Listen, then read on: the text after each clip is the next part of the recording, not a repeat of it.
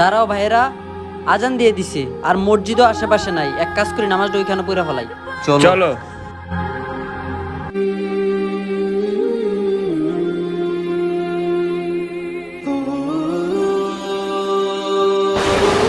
আরে হাসান, কি হয়েছে তোর হাসান? উঠ উঠ উঠ, বাসায় চল, বাসায় চল। আরে জীবন তো এই কাজটা ঠিক করলো না, যাই ওরে বলতে হবে। আই জীবন দাঁড়া।